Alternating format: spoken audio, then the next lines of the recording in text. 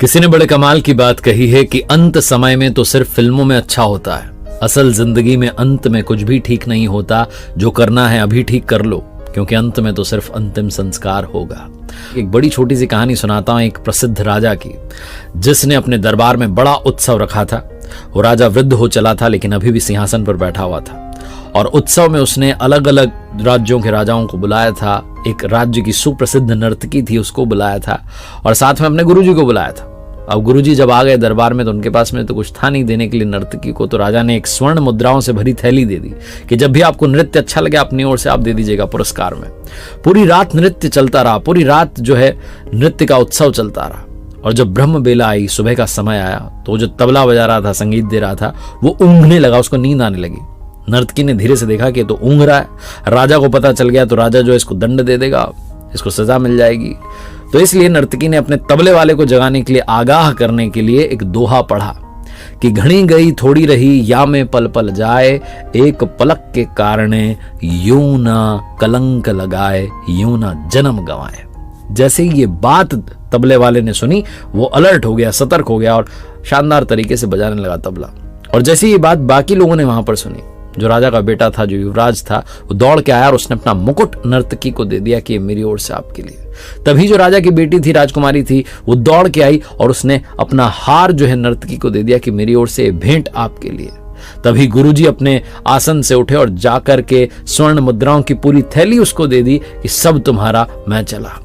जहां राजा ने देखा कि सबको एक दोहा बोलकर के नर्तकी ने लूट लिया है, तो राजा अपने सिंहासन से खड़ा हुआ और कहने लगा कि क्या बदतमीजी चल रही है। एक दोहा बोलकर के तुमने सबको लूट लिया, जिनके पास में जो कुछ सब देते चले जा रहे हैं, क्या चल रहा है। राजा उसको डांटने लगा। तभी राजा के गुरु ने कहा कि बस राजन, इसको कुछ भी मत कहिए। इसके एक दोहे ने आज मेरी आंखें खोल दी। मैं पूरी उम्र, पूरे जीवन तपस्या करता रहा, जंगल में, वन में रहा, भगवान की भक्ति करी, और आज आपके कहने पर यहाँ नर्तकी का नृत्य देखने लगा, नर्तकी को स्वर्ण मुद्राएं पुरस्कार में देने लगा। इसके दोहे ने तो मुझे समझा दिया कि घड़ी गई थोड़ी रही, थोड़ा सा तो जीवन बचा है, या में पल पल जाए, एक पलक के कारण यूं ना कलंक लगाए, यूं ना जन्म गंवाए। समझा दिया इसने मुझे, ये मेरी सबसे बड़ी गुरु। इसने बताया कि भैया थोड़ा सा समय बचा है, जाकर के भक्ति करो।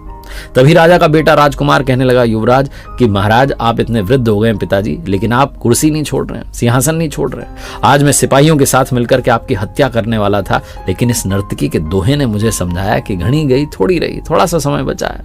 आज नहीं तो कल पिताजी तुम्हें कुर्सी सौंप ही देंगे, राजा तुम बन ही जाओगे। क्यों अपने पिता की हत्या का कलंक लेते हो? इसलिए मैंने अपना मुकुट इनको भेंट कर दिया। इन्होंने मुझे जीवन की सबसे बड़ी बात सिखाई। तभी राजा की बेटी बोल पड़ी कि पिताजी, आज मैं महावत के साथ भागने वाली थी शादी करने के लिए, क्योंकि आप मेरा विवाह नहीं करा रहे हैं। मैं विवाह के योग्य हो चुकी हूं, आपको मेरी जो है चिंता ही नहीं है। लेकिन जहां ये मैंने सुना दोहा, तो मुझे समझ आया कि थोड़ा समय बचा है, आज नहीं तो कल पिताजी मेरा रिश्ता तय करा देंगे। इसलिए मैंने भी विचार त्यागा और अपना हार जाकर के इनको भेंट कर दिया। जब राजा ने ये सब सुना, तो राजा ने बिना देरी के अपने बेटे से कहा कि बेटा, इसी पल से तुम इस राज्य के राजा बनने जा रहे हो।